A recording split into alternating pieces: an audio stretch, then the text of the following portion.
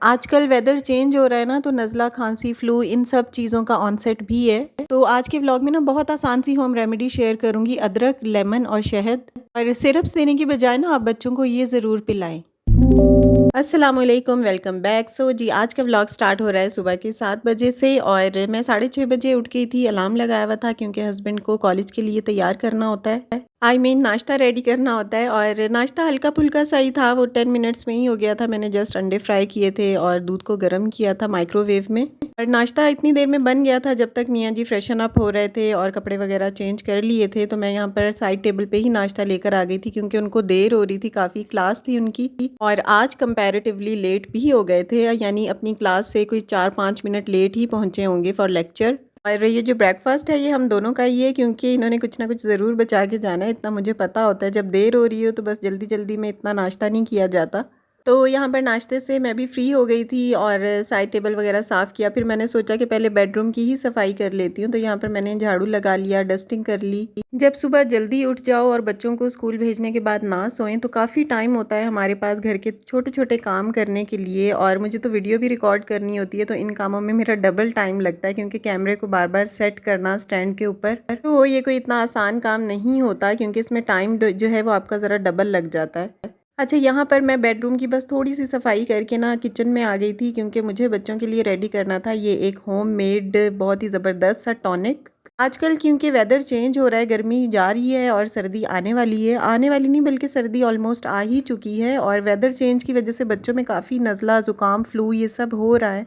और ऐसे सीज़न में फिर बार बार सिरप्स बच्चों को देना उनकी हेल्थ के लिए भी अच्छा नहीं है क्योंकि ये बीमारियां थोड़ी सी ऑनसेट, इनका एक टाइम होता है जब आता है और घर की ही चीज़ों से आप इसे रिकवर भी कर सकते हैं। तो इसके लिए मैं बहुत ज़बरदस्त आपको एक नुस्खा बताऊंगी और सारी चीज़ें वो हैं जो हर किचन में अवेलेबल होती हैं और नहीं भी हों तो बआसानी बाज़ार से आपको मिल जाएंगी। और इसके लिए आपने एक अदरक लेना है और इसको इस तरह से आपने ग्रेट कर लेना है जैसे मैंने किया था। इस तरह से ये देखें बारीक सा हो जाएगा और आफ्टर ग्रेटिंग आसानी से इसका रस जो है वो आप इस तरह जब इसे निचोड़ेंगे तो देखें आराम से इसका इतना सारा रस निकल आएगा। और अदरक का जो ये एक्सट्रैक्ट है स्पेशली ये खांसी के लिए आपको बहुत ही ज़्यादा रिलीफ देता है क्योंकि अदरक इटसेल्फ अपने अंदर बहुत ज़बरदस्त एंटीबायोटिक प्रॉपर्टीज़ रखता है जो हमारी हेल्थ के लिए भी बहुत अच्छी हैं। और डिफरेंट काइंड ऑफ सिरप्स इस मौसम में अपने बच्चों को देने से अवॉइड ही करें क्योंकि ये कोई इतनी ज़्यादा टाइम टेकिंग नहीं होती खांसी और ज़ुकाम, बस मौसम चेंज होता है तो इसलिए बच्चों को हो जाता है थोड़े ड्यूरेशन के लिए। So try to recover it with home remedies. अच्छा, यहाँ पर देखें अदरक का इतना सारा जो एक्सट्रैक्ट है वो मैंने निकाला है आफ्टर ग्रेटिंग और ये बहुत आसानी से निकल आता है। बस आपने अदरक को ग्रेट करना है, उसके बाद आपने इसे हाथों की मदद से निचोड़ना है और इतना सारा एक्सट्रैक्ट निकल आता है। उसके बाद इसमें आपने एक लेमन डालना है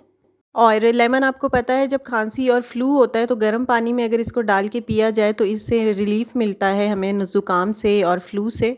तो लेमन भी बहुत इंपॉर्टेंट इंग्रेडिएंट है। बस 3 ही चीज़ें इसमें डलती हैं और तीसरी चीज़, थर्ड चीज़ जो है वो है इसमें हनी, और ये हम 1 से 2 चम्मच हनी के डालेंगे ताकि इसका टेस्ट थोड़ा सा अच्छा हो जाए। और इसके अलावा हनी जो है उससे काफ़ी हद तक खांसी को रिलीफ मिलता है। अगर हम डेली बेसिस पे ऐसे ही बच्चों को शहद देते रहें तो भी खांसी काफ़ी रिलीफ हो जाती है, लेकिन अगर इस तरीके से आप बच्चों को पिलाएंगे, ये 1 चम्मच दिन में 2 दफ़ा आप बच्चों को पिला दें तो खांसी में बड़ी जल्दी अफाका होगा। और इसके अलावा बड़े भी इसको खा सकते हैं, पी सकते हैं। और हल्का सा आप इसे नीम गर्म कर लें, अदरवाइज़ इस तरह भी आप पी सकते हैं। इन तीनों लिक्विड्स को आपने अच्छे से मिक्स कर लेना है और ये बिल्कुल एक जैसे हो जाएंगे, मतलब यकजान हो जाएंगे। और इस तरह आपने इसको बच्चों को पिलाना है। दिन में 3 दफ़ा या 2 दफ़ा पिला दें। इसका टेस्ट थोड़ा सा बिटर होता है क्योंकि थोड़ी मिर्चें सी होती हैं अदरक में, लेकिन अदरक के इस एक्सट्रैक्ट से ही खांसी जो है वो बहुत जल्दी सही हो जाती है और इसके अलावा शहद और लेमन की वजह से भी। तो बस आप ये बनाकर अब रख लें और बच्चों को या बड़ों को जिसको भी खांसी है वो इसको आप 2 से 3 चम्मच डेली बेसिस पे पिलाएं और इसे स्टोर भी कर सकते हैं आप फ्रिज में 2 से 3 दिन के लिए। अच्छा, यहाँ पर बहुत ही आसान सा और बहुत ज़बरदस्त एंटीबायोटिक कावा एक आपको बता रही हूँ और ये भी जिन चीज़ों से बना है वो घर पे ही मौजूद होती हैं। और ये जो अदरक हमारा बचा हुआ था जो हमने स्क्वीज़ करके इसका रस निकाल लिया था और बाकी ये अदरक है,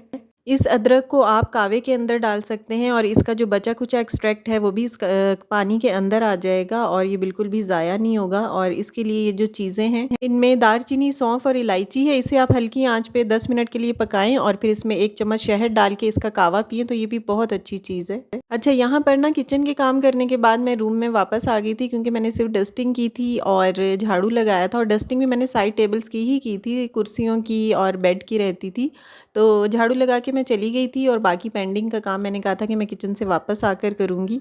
और यहाँ पर भी मैंने मॉप लगा लिया था और अब तो मौसम ठंडा हो गया तो मॉप लगाते हुए भी पाँव इतने ठंडे हो गए थे, लेकिन अच्छा फील हो रहा था क्योंकि टाइल्स भी ठंडी होती हैं तो जब वो गीली होती हैं तो और ज़्यादा ठंडी हो जाती हैं। और यहाँ पर डस्टिंग भी कर ली थी मैंने। इसके बाद काफ़ी टाइम हो गया था मुझे जाले साफ़ किए हुए, और जाले वक्तन फ़वक्तन लगते रहते हैं, कुछ महीनों के बाद ही आ जाते हैं। तो मेरा ख्याल है यहाँ पर मुझे 1 महीने से ज़्यादा ही हो गया जाले साफ़ किए हुए, तो मैंने सोचा कि इनको भी आज साफ़ करूँ। और ये मैंने सारे रूम्स के ही किए थे, लेकिन जो वीडियो है वो मैंने बस अपने रूम की बनाई थी क्योंकि काम तो इतने ज़्यादा होते हैं लेकिन उन सबको जो है वो शूट करना बहुत मुश्किल होता है। तो मैंने सोचा बस अपने रूम की शूटिंग करते हैं और बाकियों को स्किप करते हैं। और यहाँ पर मैं अगेन आ गई हूँ किचन में।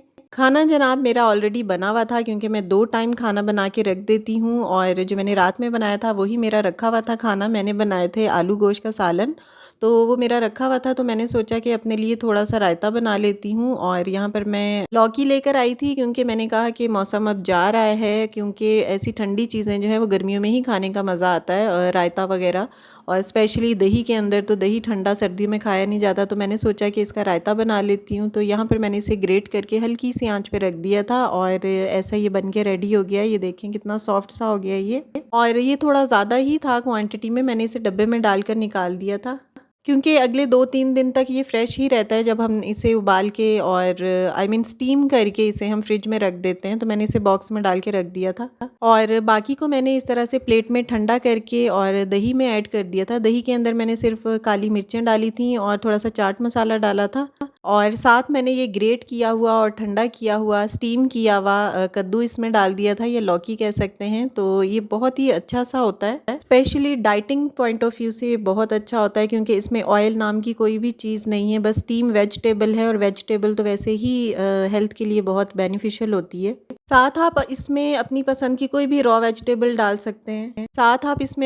पसंद की कोई भी रॉ वेजिटेबल डाल सकते हैं। लाइक मैंने इसमें प्याज डाल दिया है, आप चाहें तो आलू भी उबाल के डाल सकते हैं। इसके अलावा कुकम्बर या कोई भी चुकंदर वगैरह जो भी आप सब्ज़ी पसंद करते हैं वो आप इसमें काट के डाल लें, तो ये बहुत ज़बरदस्त सा आपका सैलड कम रायता रेडी हो जाएगा।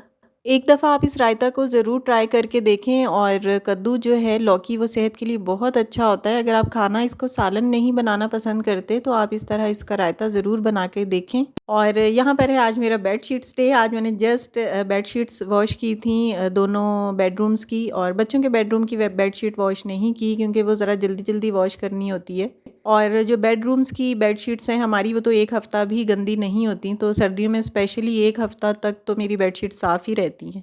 तो यहाँ पर होते हैं काम ख़त्म और व्लॉग भी यहीं पे ख़त्म होता है। इंशाल्लाह नेक्स्ट वीडियो में मुलाकात होगी। अपना ख्याल रखिएगा। अल्लाह हाफ़िज़।